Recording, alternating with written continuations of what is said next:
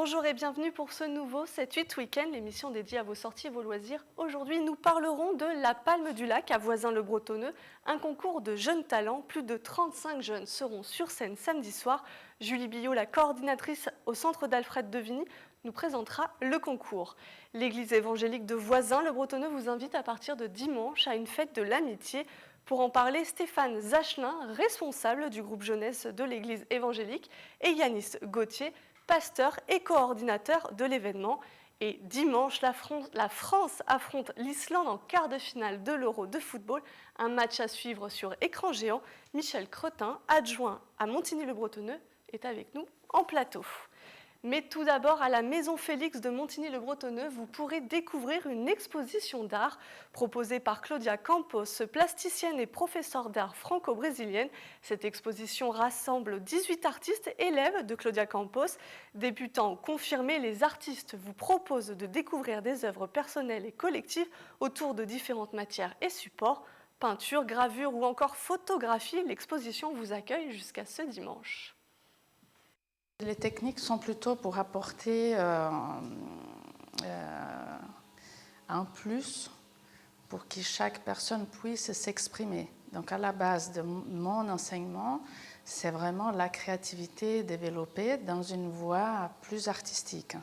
Après, la technique, c'est dessin, peinture, gravure, vidéo, photo plasticienne, toujours dans ce but de développer le maximum leur univers.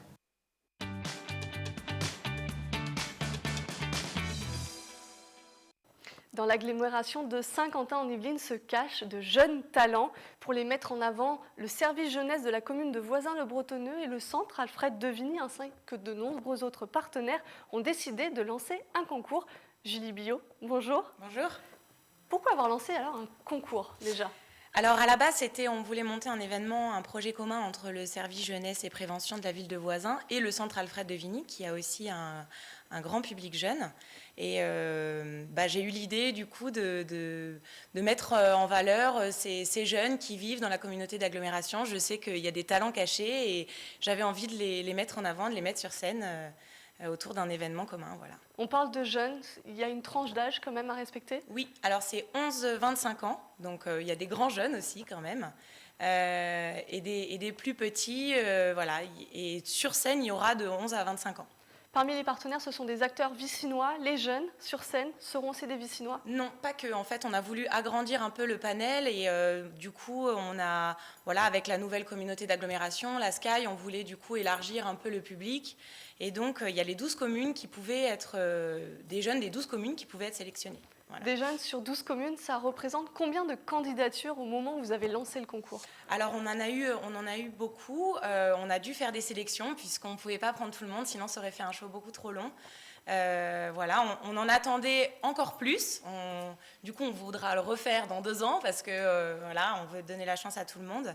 Et on a fait un choix quand même dans les candidatures qu'on a reçues, puisque on voulait quand même sélectionner la crème de la crème pour que le show soit de qualité, quoi. Des choix un peu douloureux aussi peut-être pour parfois pour les jeunes, oui, mais en même temps on voulait pas les mettre en difficulté. Du coup, ils ont compris que voilà, il y allait quand même avoir un public conséquent et que c'était pas les aider finalement que de présenter un show qui serait pas si bien. On a parlé des jeunes, il y a la notion de talent. Quand on parle de talent, qu'on voit toutes les émissions qu'il peut y avoir à la télé, ouais. On pense tout de suite au chant ou à la danse. Est-ce qu'il va y avoir des talents un peu plus insolites sur la scène à Voisins-le-Bretonneux ce week-end ? Un peu plus, oui. Alors évidemment, comme à Incroyable Talent ou dans ces émissions-là, il y a beaucoup de chant et de danse, puisque finalement c'est des activités qui sont facilement accessibles. Mais on a quand même réussi à avoir un magicien et aussi un imitateur de Michael Jackson. Donc voilà, c'est un tout petit en plus, il a 11 ans et demi, 12 ans, et du coup, vraiment, il fait quelque chose de qualité. C'est une vraie passion pour lui, et ça me fait plaisir qu'il monte sur scène pour nous montrer ça. On est à la veille de l'événement, est-ce qu'ils sont prêts ? Est-ce qu'ils sont stressés ? Comment ils sont ? Ils sont stressés, là on était en montage, et justement, il y en avait qui commençaient déjà à venir regarder un peu comment serait la scène, et on sentait le stress un peu monter quand même. Ils ont travaillé longtemps, parce qu'un talent, ça se cultive quand même. Oui, Ils ont en plus été accompagnés pour certains, puisque en fait, on a lancé donc les sélections en mai, à peu près en février. Et du coup, ils ont de février à juillet, donc ça fait presque 6 mois quand même de répétition. Et ils ont été accompagnés par les structures, et notamment des services jeunesse comme celui de Morpa. Il y a le studio de répétition d'Elancourt aussi. Voilà, il y a le service jeunesse de Voisins aussi qui a accompagné un groupe de danse. Donc c'est un projet qui a finalement eu beaucoup de partenaires. Et on a un gros partenaire aussi, on n'en a pas parlé, c'est Illicite Danse qui nous aide beaucoup sur le spectacle, et aussi Radio Sensation qui a beaucoup diffusé l'information, et on les remercie. C'était une manière de les accompagner, c'était aussi un moyen de contrôler un peu ce qu'ils font, dans le sens où ils sont jeunes, ils ne se rendent peut-être pas compte de ce qu'est la scène et de l'image qu'ils peuvent représenter. C'était aussi ça? C'était ça, et c'était aussi, parfois les jeunes, on a du mal à les mobiliser, et c'est plus facile quand il y a un accompagnateur avec eux. Même remplir le dossier d'inscription, parfois pour eux c'est compliqué. Donc finalement, un adulte, ils ont beau vouloir refuser les adultes à cet âge-là, mine de rien, ils ont quand même besoin d'avoir un accompagnateur en fait. C'est un concours. Ouais. Qui va voter? Comment ça va se passer? Alors, on a réussi à avoir un très beau jury, puisque c'est 5 professionnels, une danseuse, Laetitia Pré. On a aussi une chanteuse, Neridje, qui est une chanteuse de soul, gospel. Un animateur radio, de Radio Sensation, notre partenaire, donc Julien, et qu'on appelle Jules sur la radio. Et également un jeune du conseil municipal jeune de Voisins, puisque comme c'était un événement jeune, on voulait quand même... voilà. Et Andy Pimor, qui a fait aussi de la télé, un de vos collègues, qui va venir, un comédien. Donc c'est assez sérieux, vous les mettez vraiment dans le bain, c'est pas le petit spectacle de fin d'année, on va dire. Ils ont une vraie grille d'évaluation, ils vont noter chaque prestation, donner leur avis, voilà. Et donc, 6 mois de préparation, pour quel enjeu? Ça va donner quoi pour la fin? Alors, il y a qu'un seul vainqueur. Ça peut être un groupe, mais il n'y a qu'un seul vainqueur. Il n'y a qu'un lot. C'est la possibilité de faire des premières parties lors d'événements municipaux de l'année prochaine, mais aussi une scène complète, en fait, il y a une salle qui a été réservée en une date en février où ils pourront faire un show complet, les gagnants. Et aussi des chèques culturels d'une grande marque culturelle, un magasin. Donc là, on a parlé du concours, c'est pas que ça. Il y aura un village associatif, il y aura un concert, il y aura un spectacle. En quelques mots, si vous deviez me résumer cette soirée. Alors, dans le village associatif, c'est des stands à destination des jeunes. Ils sont presque tous gratuits. On voulait vraiment que, du coup, ils puissent avoir des choses rien que pour eux, un événement qui leur ressemble, fait pour eux, par eux, parce qu'on a beaucoup de bénévoles jeunes qui viennent nous aider. Et il y a un DJ qui va venir faire un set d'1 heure pour commencer, DJ Waxmin, qui vient pendant 1 heure, qui est assez connu, dans le quartier. Merci Julie Billot. Le talent des jeunes Saint-Quentinois est donc à découvrir samedi 2 juillet au lac de la Sourderie, derrière le collège Champollion. Les festivités commencent à 18h.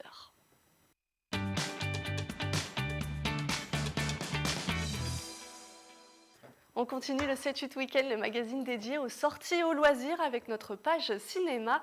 Pour ce week-end, c'est Bertrand Pigne des Yeux d'Elsa à Saint-Cyr-l'École qui vous donne son coup de cœur. On l'écoute. Le coup de cœur des Yeux d'Elsa cette semaine, c'est un film qui est sorti il y a un petit peu plus d'un mois, qui s'appelle The Nice Guys, un film de Shane Black avec Ryan Gosling et Russell Crowe. C'est une comédie, une comédie policière qui se déroule dans les années 70 à Los Angeles. C'est dans la veine ce qu'on a appelé les buddy movies. Alors Shane Black, c'est celui qui a écrit le scénario de L'Arme Fatale, donc il sait ce que c'est que les buddy movies, les films de copains comme ça, dans une ambiance de thriller ou d'enquête policière.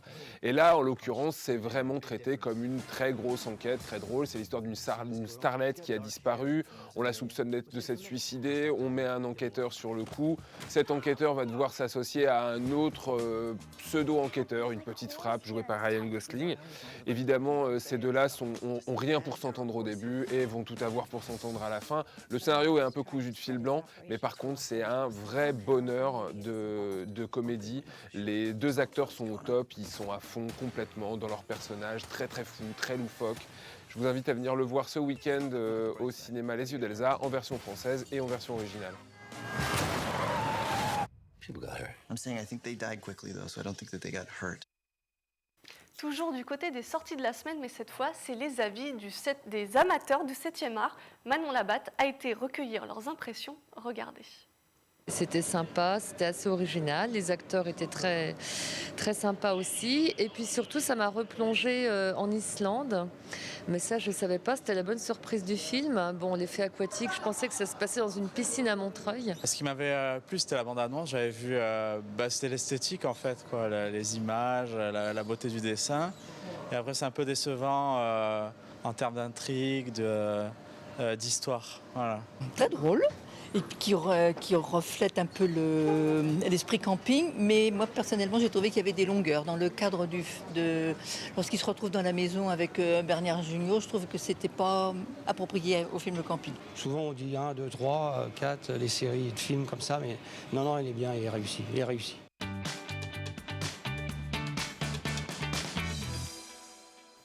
Du 3 au 10 juillet, l'église évangélique de Voisins, le Bretonneux, vous invite à une fête de l'amitié.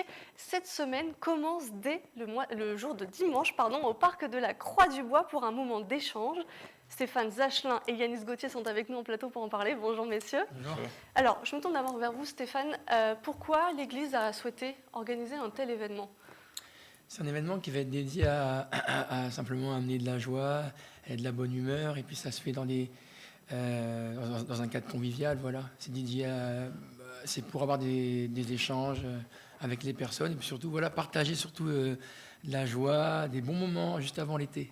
Ça dépasse aussi le cadre de la simple église évangélique alors ? Oui, parce que c'est une association qui a été mise en place, la fête de l'amitié par Chrétiens d'aujourd'hui. Et l'objectif, c'est de favoriser les échanges intergénérationnels et interculturels. Ça va bien au-delà de l'aspect de l'église évangélique. Yanis, justement, l'échange, la rencontre, la discussion, c'est nécessaire encore aujourd'hui ? C'est très important la communication. Et on le voit, beaucoup d'incompréhension. Parfois, on fait 5 km, on passe d'un quartier à l'autre, et puis c'est des décors différents. Et puis, il y a beaucoup des fausses croyances, parfois, qui sont dans les pensées des jeunes, des moins jeunes. Et l'idée, c'est justement de fédérer au travers de jeux, de kermesses, de barbecue, d'essayer de fédérer les générations et puis les différentes cultures. L'actualité récente a peut-être renforcé la volonté de faire ce genre de rassemblement, de rencontres, pour pouvoir peut-être discuter aussi de questions comme ceci. Je dirais que l'actualité, c'est une actualité qui est plutôt chaotique, pas plutôt carrément chaotique. Oui. Et c'est vrai que on est conscient qu'on ne va pas changer l'atmosphère du jour au lendemain, mais je dis que si on peut apporter une petite pierre, une petite contribution au bonheur des habitants du secteur, c'est déjà pas mal, c'est déjà une réussite pour nous. Et aussi, il y a quand même un message d'unité, d'amour, de paix qu'on essaye de véhiculer pour justement ne pas, encore une fois, se laisser enfermer par les images qu'on peut voir à la télé qui sont souvent pas révélatrices de la réalité, en tout cas de la nôtre. Vous parliez de kermesse, quel sera le programme ? Qu'est-ce qu'il y aura d'autre ce jour-là ? Donc ça va démarrer à 13h avec un barbecue géant, voilà, et une kermesse qui va se dérouler tout l'après-midi justement, et il y aura différents stands d'animation. Donc des stands comme des stands de tir au but, des stands de pistolet à peinture, des structures gonflables pour les enfants. Mais les espaces d'échange et de convivialité, ça fait partie aussi de cet événement, voilà. Pouvoir discuter avec des personnes, échanger. Il y aura aussi du théâtre et des concerts. Je crois savoir que vous serez partie prenante de ces concerts. Oui, et la kermesse, elle est suivie à 17h d'un concert avec en première partie un artiste qui s'appelle Junior. Et puis j'interviens juste après. Et dans la suite, à 20h, il y aura une pièce de théâtre jouée par la Compagnie des Actes intitulée Lettres de Paul aux Parisiens. Voilà. Yanis, vous parliez tout à l'heure des habitants du quartier. Ça s'adresse qu'à eux ou ça peut s'ouvrir à tous ceux qui souhaiteraient se déplacer ? Non, quand je dis quartier, c'est parce qu'on a aussi l'idée d'inviter tout le monde et de ne pas simplement dire que c'est pour une population type et pas pour l'autre. Donc c'est pour tout le monde. Alors, la fête de l'amitié, c'est la première à Voisins-le-Bretonneux, mais c'est quand même un rendez-vous qui a maintenant 6 ans. La première édition a eu lieu en 2010. Vous avez découvert ça comment ? La fête de l'amitié ? Quand ça a été proposé par l'église évangélique de Voisins pour être mis en place à partir du 3 juillet, j'ai parcouru un peu le dossier de presse et j'ai vu que ça s'était déroulé déjà dans l'Ain, et notamment aussi dans le Calvados. Et donc ça vous a donné envie de vous dire, nous aussi on veut participer, nous aussi on veut échanger ? Nous, on la met en place, la fête de l'amitié. Donc forcément, on a envie d'échanger, on a envie de partager avec les personnes. Ensuite, oui, j'espère que ça va donner envie à des personnes de venir partager ces moments avec nous. Ouais. On a beaucoup parlé de ce qui va se passer dimanche, mais c'est pas que ça, en fait, la fête de l'amitié, ça va jusqu'au 10 juillet. Qui peut nous présenter en quelques mots les événements qui vont arriver? Je crois que ça va se passer à Trappes et à Elancourt aussi. Alors, on a un rendez-vous le mercredi qui est très important, donc à la base de loisirs de 50 ans en Yvelines. On va essayer de toucher toutes les personnes qui viennent, les jeunes et les moins jeunes, encore une fois. Et puis le mardi, je ne respecte pas un ordre chronologique, mais le mardi, on a les lieux et il n'y a pas de souci. On sera donc au City Park d'Elancourt. Et le samedi et le dimanche, donc ça se passe au Claye-sous-Bois. Alors le samedi, il y a une grosse animation avec barbecue pour les enfants. C'est au parking rue des Dames, au Claye-sous-Bois. Et le dimanche à 18h, le dimanche 10, c'est une date à retenir puisque j'aurai l'occasion de donner mon spectacle qui s'appelle Face à Face à la salle Pertucciani, qui se trouve à Villepreux. Voilà, c'est un sacré programme. Merci Stéphane Zachelin et Yanis Gauthier d'être venus en plateau pour nous présenter la fête de l'amitié. Elle commence dimanche 3 juillet au parc La Croix-du-Bois voisin le Bretonneux.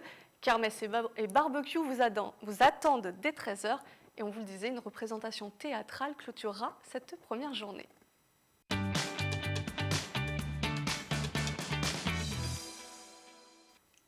La commune de Maurepas met à l'honneur le vélo samedi 2 juillet. Dès 10h, un village d'animation vous accueillera sur le parvis de l'hôtel de ville. Une journée en 2 temps avec un instant famille où parcours andrésienne, BMX et stands d'information sont au programme. Et la journée se terminera par un run and bike, une course de 16 km. Elle sera à 17h. Écoutez Emmanuel Dutas, il était au micro de Nicolas Dandry. Force est de constater qu'il y a un réel engouement populaire autour du vélo. Je crois que c'est une activité que chacun peut pratiquer aisément, quel que soit l'âge, quel que soit le niveau, sans esprit de compétition. Et avec nos associations, ce projet est né tout naturellement pour proposer cette activité à l'ensemble de la population maurepazienne. Autre rendez-vous sport et plus national, dimanche, l'équipe de France affronte l'Islande en quart de finale de l'Euro de football. Un match à suivre sur écran géant.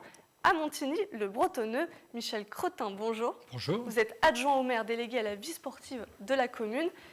C'est pas la première fois que vous diffusez un match sur écran géant, mais alors pourquoi Montigny a souhaité le refaire?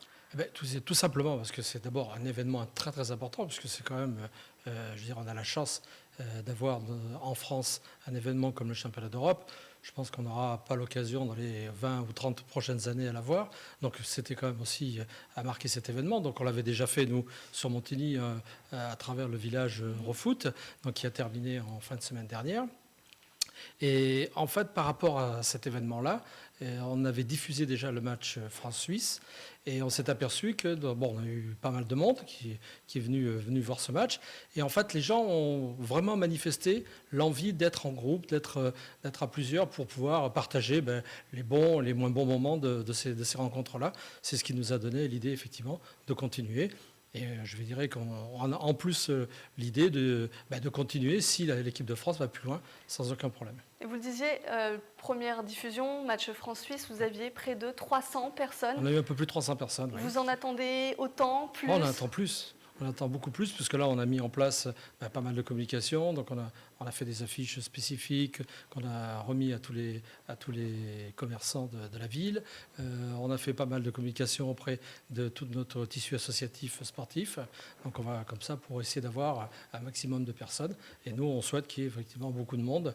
Et ça sera, nous l'espérons, une grande fête dimanche soir. Puis les vacances arrivent, les examens sont terminés pour la plupart d'entre eux. Certains vont avoir les résultats du bac dans quelques jours, donc ça peut en plus être peut-être plus familial encore que les premiers matchs. Tout à fait, c'est vraiment un grand moment de convivialité. C'est ce qui nous a poussé à créer cet événement, sachant qu'on avait déjà l'expérience d'un premier match, mais on tenait absolument à rassembler tous les Inimontains et les personnes d'autres des villes alentours. Si elles veulent venir, elles sont bien évidemment tout à fait invitées. C'est un accès libre, il n'y a pas besoin de réserver, pas de billets à aller acheter? Absolument pas. On le fait donc à l'intérieur du gymnase Pierre de Coubertin, donc, qui est dans la grande salle, donc on peut accueillir beaucoup plus de personnes, donc il n'y a aucun souci de ce côté-là.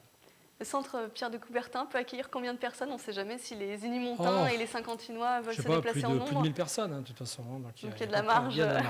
On a de la marge. Vous parlez du village euro, il a fermé ses portes le 24 juin, donc de ce côté-là, il y a un peu moins d'animation, mais vous proposez quand même des choses à côté du match? Tout à fait. Il y aura déjà au moins une partie restauration, puisqu'on va proposer donc, à travers des food trucks donc de pouvoir se restaurer avant le match et bien évidemment après le match. Donc sans aucun problème, il y aura ce type d'animation. Bon, on n'a pas poussé l'animation plus loin, mais c'était déjà en lui-même, le match est déjà une animation. Mais donc il y aura effectivement de quoi passer une très très bonne soirée. L'idée, c'est de célébrer et de se rassembler là aussi autour d'un événement. Bien sûr, toute la partie maquillage et autres, on peut le faire, ça, il n'y a aucun problème. Ouais. Ça s'adresse à tout le monde, même les plus jeunes? Les plus jeunes, ils sont les bienvenus. Eux aussi, ils vont finir la période scolaire terminée. Donc on espère qu'ils vont pouvoir, peut-être, que les parents vont nous permettre qu'ils veillent un petit peu plus dimanche soir. Le match est à 21h. Quelles sont les conditions en termes d'horaire pour se présenter au centre sportif? Alors, nous ouvrirons les portes à partir de 20h. Donc, vous savez, pour les problèmes de sécurité, donc nous aurons effectivement, malheureusement, ou plutôt heureusement, parce que, dans le contexte actuel, donc des personnes qui vont procéder à des fouilles, effectivement, pour que tout soit sécurisé à l'intérieur du gymnase. Et si la France arrive en demi, vous le disiez peut-être à demi-mot tout à l'heure, Montigny va reproposer cette animation? On reproposera effectivement à ce moment la diffusion du match de demi-finale, ce que nous souhaitons évidemment. Voir plus loin? Absolument. Et si jamais, à nos 4 invités, si vous suivez le football, un petit pronostic peut-être pour ce week-end? On commence avec vous, M. Crétin. C'est très très difficile. Alors je me réserverai à faire ce type de pronostic, d'abord parce que je suis extrêmement mauvais.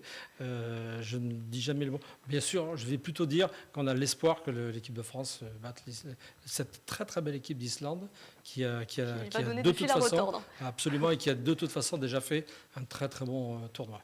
Et vous, Stéphane ou Yanis? Je pense un avis pour tout le monde, c'est la même chose, c'est la France? Non. Nous avons un avis contraire. En tout cas, merci messieurs, merci Michel Crotin. Alors pour profiter du match France-Islande sur écran géant, en famille ou entre amis, direction le centre sportif Pierre de Coubertin de Montigny, le Bretonneux. Et toujours en sport, l'Open de France a débuté ce jeudi au Golf National de Saint-Quentin-en-Yvelines. Plus de 60 000 spectateurs sont attendus sur les 4 jours de compétition. Le golf devrait attirer 40% de personnes en plus avec la venue du numéro 3 mondial, Rory McIlroy. Mickaël Elmidoro est allé prendre la température. Regardez.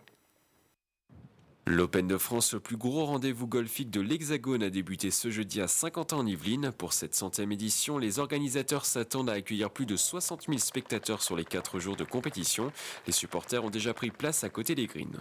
C'est un tournoi qui attire beaucoup de monde, donc passionnant avec des grands joueurs, donc c'est passionnant d'être ici. Je pense que c'est un tournoi qui monte en puissance, surtout avec la Ryder Cup dans 2 ans. Je crois qu'on aura de plus en plus de grands joueurs sur l'Open de France. La vingtaine de loges de l'Open de France est également garnie comme tous les ans d'une capacité de 50 à 250 personnes. Les espaces équipés de balcons accueillent des professionnels et des célébrités. Ici, on a la chance de les voir arriver, on a la chance de stresser avec eux parce qu'il y a quand même pas mal d'eau autour, il y a du vent et il y a quelques gouttes de pluie mais ça ne va pas durer.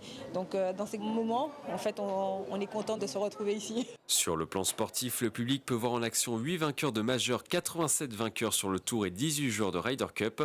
La superstar de cette édition 2016 est le Nord-Irlandais Rory McIlroy, numéro 3 mondial. Au niveau de vente de billetterie, c'est important, c'est énorme, plus 40% comme est la moyenne, et on le ressent complètement. Et on le sent aujourd'hui parce qu'il y a énormément de monde. On n'a jamais vu autant de monde un jeudi, le premier jour, à 8h ce matin, c'est full. Le Golf National fera ses comptes ce dimanche 3 juillet au soir. La coupe sera remise aux alentours de 17h30 aux vainqueurs. Et un dernier rendez-vous avant de nous quitter. Du 1er au 3 juillet, c'est la 5e édition du festival My Electro Family. Pour découvrir en famille la musique électro, direction le théâtre de verdure de Mantes-la-Jolie. Et voilà, le 7-8 Week-end est terminé. Je vous remercie de nous avoir suivis et je vous souhaite un excellent week-end.